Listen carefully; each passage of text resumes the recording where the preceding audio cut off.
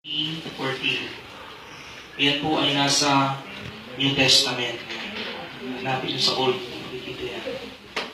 So, sabi po rito, iniligtas niya tayo sa kapangyarihan ng kadiliman at inilipat sa kaharian ng kanyang minamahal na anak. Sa pamamagitan ng anak, tayo'y pinalaya at pinatawad sa ating mga kasalanan. Mga kapatid kong minamahal ni Kristo, ang Ebanghelyo ng ating kaligtasan. Ayan. So, pwede na po tayong maupo at matulog. Ako po yung nagpapasalamat kay Brother Ed at sa mga council ni po rito. Sino po yung mga council? Hindi pa namin sila kilala eh. Pakitaas na po yung mga kamay po ng mga council. Yan, salamat sa inyo kung hindi dahil sa inyo, hindi na makakarating dito. Amen? Amen. Kami nga po yung nagpupwentuhan kagabi, sabi ko sa mga kasama ko, para tayo yung gospel nung nakaraan, yung transfiguration.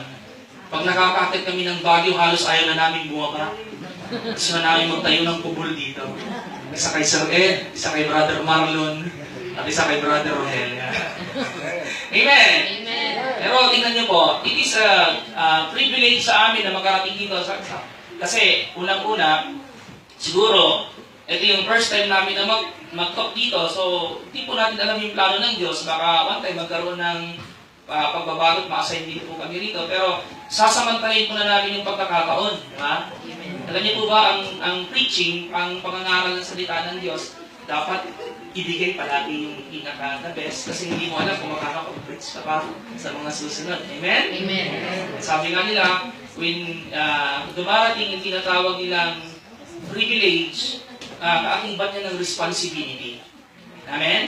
Kaya salamat dahil nabigyan kami ng privilege, but kaakibat nito ay responsibility na ang salita ng Diyos ay maibahagi namin. Diba? Sabi nga nila, ang pag-preach namin ay paglilingkod. Bakit kasi? Kayo naman po yung aming paglilingkuran through preaching the Word of God. Diba? Lalo-lalo seminar ito. Kanina nga, very serious yung mga tao, seryoso sila lahat. Hindi ko alam kung paano ko kayo i-approach kasi talagang dinidibdib niyo yung seminar, talagang isinasa puso ninyo, talagang nakikinig talaga kayo para kayong nasa seminar.